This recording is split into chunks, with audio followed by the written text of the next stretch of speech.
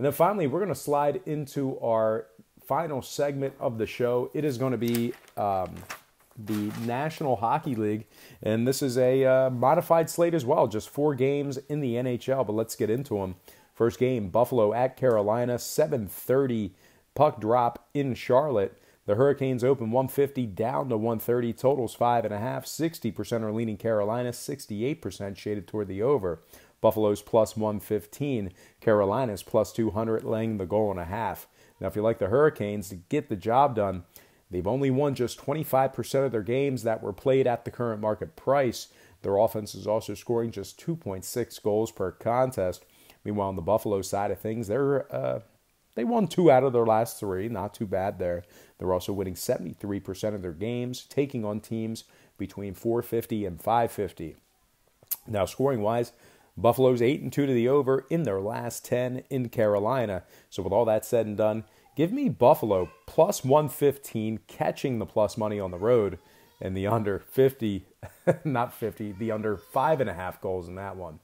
If you need to get him, you can. He's in there screaming, Nanny or Mommy? Nanny. Even though you're about 40 years younger than Nanny.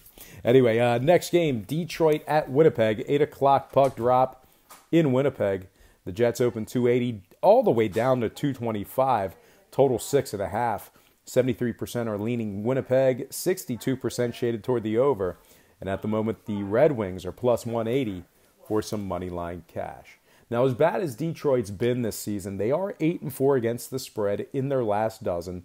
They're also 11-4 in their last 15 puck line plays on the road. Detroit's 4-1 in their last 5 puck line plays taking on Winnipeg. They're also 4-4-2 straight up in their last 10 taking on the Jets. Now, scoring-wise, Detroit is 6-2 to the over in their last 8, 7-2 to the over in their last 9 on the road. So with all that said and done, I'm going to take Detroit catching the goal and a half, getting the job done on the puck line on the road, and the over 6.5 goals in that one. All right, next game, it is going to be Panthers at the Flames, 9 o'clock puck drop in Calgary. The Flames open 220 up to 250, total 6.5.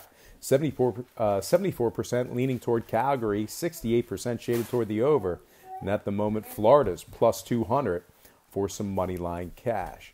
Now, if you like Calgary in this one, they have won in 5 out of their last 6 successful, 5-1 straight up in their last 6. They've also covered 9 out of their last 13 puck line plays at home. Calgary's also second in goals scored at home in the NHL. They ranked second in goals. Man, that's a tough one to say. Let's try that one more time.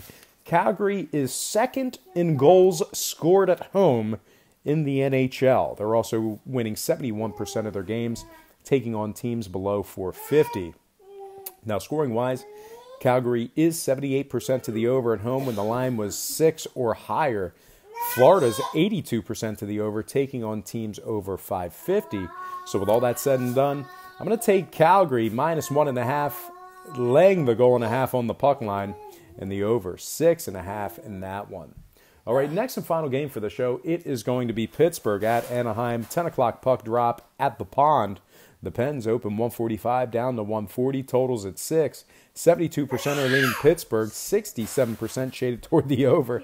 And at the moment, Anaheim's plus 120 for some money line cash. Pittsburgh's plus 190 for some puck line cash. Now, Pittsburgh's been red hot as of late. They are 9-1 straight up in their last 10, 5-0 straight up in their last 5 on the road.